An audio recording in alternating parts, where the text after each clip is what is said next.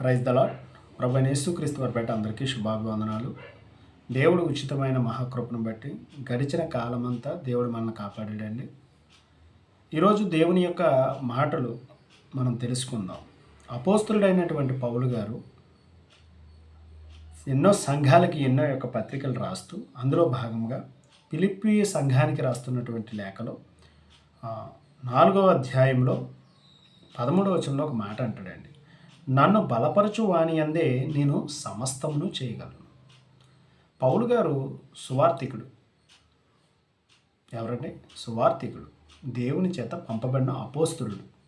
ముఖ్యంగా చెప్పాలంటే ఈయనకి బలం అవసరమైందట.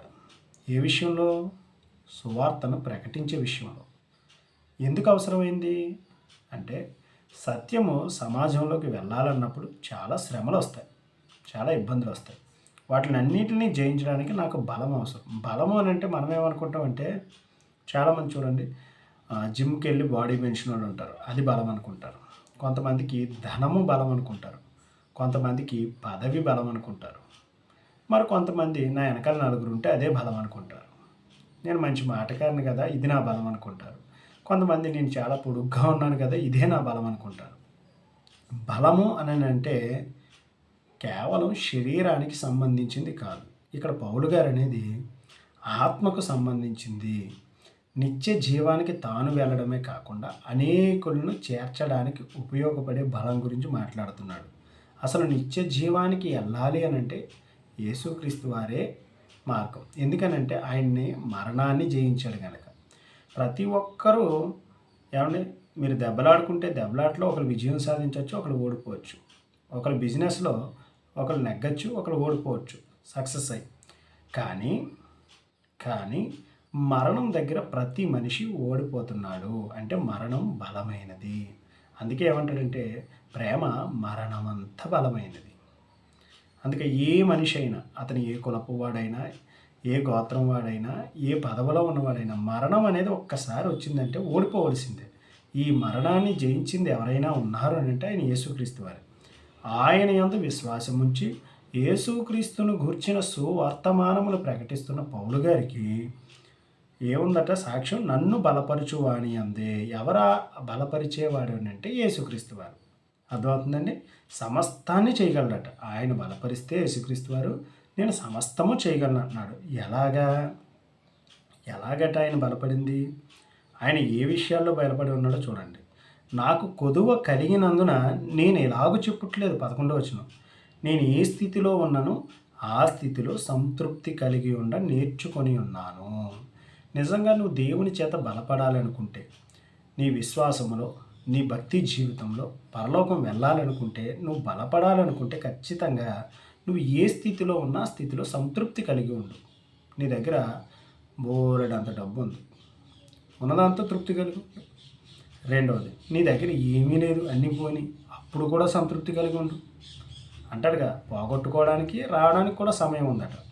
తర్వాత ఏ స్థితిలో ఉన్న సంతృప్తి కలిగి ఉండడం పౌలు గారు నేర్చుకున్నారు. ఓకే. ఆ తర్వాత దీనస్థితి అంటే గర్వము లేని స్థితి ఉండనెరుగుదును. గర్వంతో ఉన్న స్థితి కూడా ఉంది ఒకప్పుడు పౌలు గారిది. సంఘాన్ని అంతగా హింసించాడో మనం అపోస్తుల కార్యాల్లో కూడా చూడగలిగితే తెలుస్తుంది. ఆయన హింసించింది మామూలుగా కాదు, చంపేయాడని చాలామందిని. అలాంటి వాడు మారిన తర్వాత, అతనికున్న గర్వం పోయిన తర్వాత, అతనికున్న రోమ అధికారం పోయిన తర్వాత ఆయన ఏం చెప్తున్నాడో చూడండి. దీనస్థితిలో ఉండనెరుగుదును, సంపన్న స్థితిలో ఉండనెరుగుదును. ఓకే. డబ్బు ఉన్నప్పుడు ఒకలా ఉన్నాడట, డబ్బు లేనప్పుడు ఉండడం తెలుసట. అంతేకాదు, ప్రతి విషయంలోనూ అన్ని కార్యముల్లోనూ కడుపు నిండి ఉండుటకును. కొన్నిసార్లు మీటింగ్లు వెళ్తే భోజనాలు ఉండొచ్చు, ఉండకపోవచ్చు. ఏమంటే పౌలు గారు ఒక రాత్రింబగళ్ళు సముద్రంలో ఒక చెక్కను పట్టుకొని గడిపాడు. వెళ్తే అనే ద్వీపానికి వెళ్ళినప్పుడు ఆ పొలాలు విరుచుకొని వచ్చి మంట వేస్తున్నప్పుడు ఒక పాము గరిస్తే చచ్చిపోలే. అనేక సార్లు హింస పొందాడు, కొరడా దెబ్బలు తిన్నాడు, రాళ్లతో కొట్టబడ్డాడు. ఇవన్నీ అనుభవించాను అని అంటే కారణం ఏంటంటే, ఇవన్నీ భరాయించడానికి నాకు యేసుక్రీస్తు వారు కృపనిచ్చారు. నన్ను బలపరిచేది ఏంటి అని అంటే, చూడండి, చాలామంది తల్లిదండ్రులు తమ పిల్లల కోసం ఎండలో కష్టపడే వాళ్ళు ఉన్నారు. ఏమంటే కొంతమంది ఉద్యోగాలు చేస్తున్నారు. దూర ప్రాంతాలకి, దూర దేశాలకు వెళ్ళిపోయి ఉద్యోగాలు చేస్తున్నారు. ఎందుకు చేస్తున్నారంటే కుటుంబాన్ని విడిచి, అన్నీ విడిచి అంటే నా పిల్లల భవిష్యత్తు కోసం. వారి మీద ఉన్న ప్రేమ మిమ్మల్ని బలపరిచింది కనుక మీరు మీ ఇల్లు విడవగలిగారు. మీ యొక్క రక్త సంబంధికుల్ని విడవగలిగారు. వీరందరినీ విడిచి దూరదేశాలకు వెళ్తున్నారు. ఎక్కడెక్కడికో ప్రయాణాలు చేసి ఒక రూపాయి డబ్బులు సంపాదించుకొస్తున్నారు. అలాగే పౌలు గారికి పరలోకం వెళ్ళాలని ఉందట. అందుకని నన్ను బలపరిచేవాడు యేసుక్రీస్తు వారు. ఆయన యందు ఉండి నేను తినడానికి ఉన్నా లేకపోయినా, సరైన బట్టలున్నా లేకపోయినా, భోజనం ఉన్నా లేకపోయినా, కొట్టినా తిట్టినా హింసించినా ప్రేమించినా ఇవన్నిటిలో నేను ఏమి ఉప్పొంగుతలేదు, అది ఉందని గర్వపడతలేదు, ఇది లేదని బాధపడతలేదు. నాకున్నది ఏంటంటే నేను దేవునిలో ఉన్నాను. ఆయన నన్ను బలపరుస్తున్నాడు, నేను బలపడుతున్నాను. నాతో ఉన్న సమూహాన్ని బలపరుస్తున్నాను అనే ఒక మంచి మాటని మనకు తెలియజేస్తున్నారండి. కనుక మరి నీవెలా ఉన్నావు ప్రశ్నించుకో. నీ పరిస్థితి ఎలాగుంది? నీ కుటుంబాన్ని బలపరిచేవాడిగా ఉన్నావా? మంచి భర్తగా. నీ భర్తను బలపరిచే భార్యగా ఉన్నావా? సాటి అయిన సహాయంగా. పిల్లలారా, మీ తల్లిదండ్రులకు లోబడి వారిని వృద్ధాప్యమందు బలహీనలైనప్పుడు మేము ఉన్నాం అనే ఒక భరోసాని మీరు ఇవ్వగలుగుతున్నారా? అర్థం చేసుకోండి. సంఘంలో ఎలా ఉండగలుగుతున్నారు? సేవకుడిగా ఎలా ఉండగలుగుతున్నాం? విశ్వాసిగా ఎలా ఉండగలుగుతున్నాం? మరి ప్రభు అడుగుతున్నాడు చక్కటి మాటలు. మోషే ఇశ్రాయేలీయులను బలపరచడానికి దేవుడు ఎన్నుకున్నాడు. నమ్మకమైన జీవితాన్ని కలిగి ఉన్నాడు.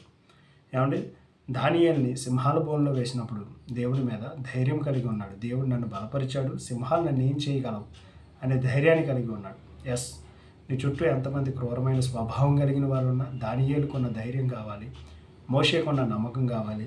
పౌలు గారికి ఉన్నటువంటి బలము ఎవరంటే యేసుక్రీస్తు వారు. ఆయన మరణాన్ని జయించారు.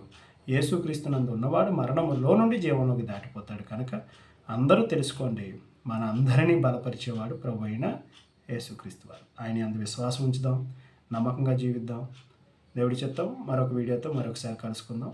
అందరికీ ప్రభు అయిన యేసుక్రీస్తు వారి పేట వందనాలండి. Thank you.